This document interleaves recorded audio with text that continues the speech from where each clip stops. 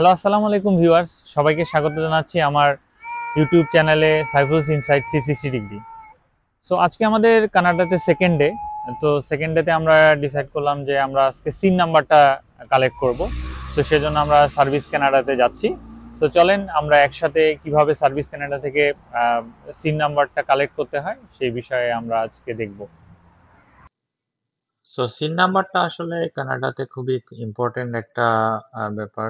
কারণ scene number ছাড়া আসলে কোনো ফাইন্যান্সিয়াল অ্যাক্টিভিটি আপনি এখানে করতে পারবেন না। সো ব্যাংক অ্যাকাউন্ট খোলা বা কোনো জায়গায় জব করা বা ইন ফিউচারে যখন আপনি ট্যাক্স দিবেন, সো সবকিছুই আসলে এই সিন নাম্বারের সাথে লিঙ্ক করা থাকে। তো সিন নাম্বার আসলে বিভিন্নভাবে কালেক্ট করা যায়। তো আমরা যদি একটু দেখি যে ওয়েবসাইটে গিয়ে যদি আমরা সার্চ দিই service Canada appointment for SIN number, social insurance number, তো সেখানে যদি ঢুকি তাহলে আমরা দেখব যে এরকম একটা পেজ আসবে। তো আমরা অ্যাপ্লাই করতেছি আমার নিজের জন্য, এবং এখানে Canadian citizen, permanent resident, temporary resident সকলেই সিন নাম্বার কালেক্ট করতে পারবে। তো আমি হচ্ছি টেম্পোরারি রেসিডেন্ট, এবং প্রথমে আমরা দেখব অনলাইনে যদি কালেক্ট করার সিস্টেমটা।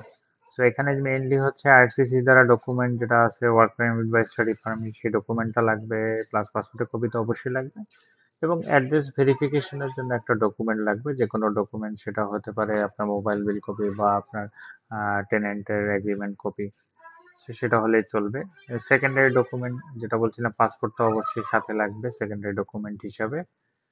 তো আমরা এখন দেখবো যে এখানে অ্যাপ্লাই অনলাইন একটা অপশন আছে, এখানে ক্লিক করলে তো আমরা যদি ভিতরে যাই তাহলে দেখা যাবে যে এখানে কিছু টার্মস এন্ড কন্ডিশন আছে, সেগুলো পড়ে নিতে পারেন। তো তার টার্মস এন্ড কন্ডিশন করার পর আসলে আমরা সামনের দিকে এগিয়ে যাব।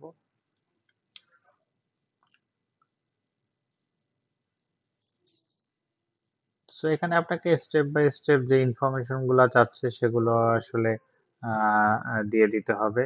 সো আপনি যদি এখানে স্টেপ বাই স্টেপ দিয়ে দেন তাহলে আসলে আপনি এখান থেকে অনলাইনে এটা কালেক্ট করতে পারবেন। সো এখানে কালেক্ট করারও দুটো অপশন আছে, আপনি সার্ভিস কানেক্টে গিয়ে কালেক্ট করতে পারেন, অথবা বাই মেইলে আপনাকে কুরিয়ার করে দেবে, সেই অপশনটাও আপনাকে আপনি দিতে পারেন। সো এই দুইভাবে কালেক্ট করতে পারেন। সো এখানে কিছু স্টেপ আছে, আমি আর ভিতরে যাচ্ছি না, যেহেতু এখানে ইমেল লাগবে, আমি অলরেডি কালেক্ট করে ফেলেছি। যেহেতু আমি ইন পার্সনে যাচ্ছি, সো ইন পার্সনে আর যাওয়ার জন্য, সো এখানে এই অরিজিনাল ডকুমেন্ট গুলো আসলে আপনাকে সাথে নিয়ে যেতে হবে, যে ওয়ার্ক পারমিট ইস্যু অথবা স্টাডি পারমিট। আমি স্টাডি পাসপোর্ট এবং আমার স্টাডি পারমিট ডকুমেন্টটা নিয়ে যাচ্ছি। সো আমরা আসলে এখন দেখবো যে কিভাবে আসলে ইন পার্সন গিয়ে সিন নাম্বারটা কালেক্ট করা যায়। সো আমরা এখন ভিতরে গিয়ে সরাসরি সিন নাম্বার কালেক্ট করার চেষ্টা করব। সো দেখা যাক কিভাবে কতটুকু সময় লাগে আমাদের কালেক্ট করতে। চলুন।